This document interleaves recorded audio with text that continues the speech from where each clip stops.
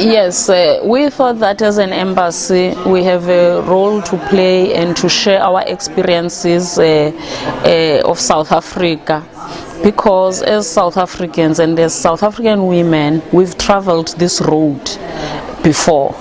We have our democratic transition between 1990 and 1994, and we went through the same struggles as the women of Tunisia, and we thought that it would be very important that to give this message to the Tunisian women and say, you are not alone, we were there before you, these are the experiences we can share with you, and also to assure them that Tunisia is on the right path. This is exactly what we went through, and it's precisely to ensure that women talk to each other, irrespective of their background, their ideology, the race, because women have common challenges. It is important that women talk to each other, and you would see the diversity of the speakers today in this seminar and the diversity of the participants. We had women from government, the Secretary of State for Foreign Affairs is here representing government, we have women from Parliament, but we have also strong women from the civil society. This, we are saying, this is exactly what we did in South Africa.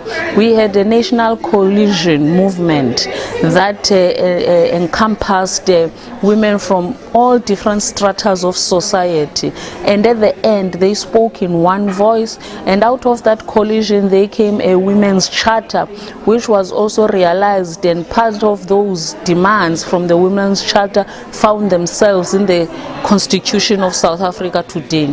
For example, this is not the first initiative that we've had. For example, on the 8th of March, the International Women's Day, we had former ministers, two former ministers, who took part during the constitution writing of South Africa to share our experiences with the women in Parliament, in the National Constituent Assembly. And that was the whole day seminar. And we've continued to be in touch with the women of Tunisia. We meet, like for instance last year as well, we had a round table discussion with women of Tunisia, and this is how we've been sharing our experiences. Today we have the former minister who was in the first cabinet of President Mandela, who also participated in the struggle, who also participated during the negotiations, who also participated in the constitution writing of South Africa. I was part of the struggle. I was part of the women who were in exile during the apartheid regime, and when we fought against the apartheid, against the oppression of women, we fought for the emancipation of women. These are the lessons we can share. But I was also talking to one professor who's also a panelist, that we also need to have these relations now between women in universities. It is very important, but we also are working on relations to ensure that we have relations between the South African women's civil society and the South African women and the Tunisian women's civil society. I think we've done so well in government, so that is why we are concentrating within the civil society, because they are the ones who carry the burden of what is happening on the ground. So it's very important that we work together with the ordinary women. The UGTT speaker spoke about that we also need to now concentrate on the women who are not academics.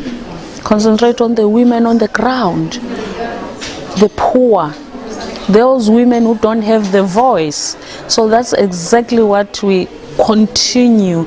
It's not a one-way process. Our former minister, Fraser Mlegeti, said in her presentation that the struggle for women is not a one. You can't say I have arrived. You can't say now we are done. As much as in South Africa we can't say now we got our independence and it's uhuru. The struggle for women continues. So these are the experiences that we intend keep on sharing with the women of Tunisia. We have advanced in our relations. We started signing the cooperation to to open an embassy in Tunisia in 1993, and today is 2013. We've have agreements on economic development and economic cooperation. We have doctors who work in South Africa, Tunisian doctors who are assisting South Africa and working in South Africa in provincial hospitals. But we also have exchange programs. Recently, in the past 2 months, we had the SFEX Chamber of Commerce visiting South Africa, and they had a successful engagements with businesses in South Africa, because we're also looking into that. But also the Gabes Chamber of Commerce, led by its president, visited South Africa as well, and they came back that they had a successful visit. We want to see tangibles now. We want to see businesses investing in Tunisia. We want to see Tunisian businesses investing in South Africa. That's how advanced our relations have become between the two countries. But earlier this year, we also had a huge delegation led by our Deputy Minister of Trade and Industry, a business delegation that visited Tunis, and we also were warm welcomed as well in SFEX. So the relations are so strengthened, the relations are strong between the two countries, and we are hoping to take them further.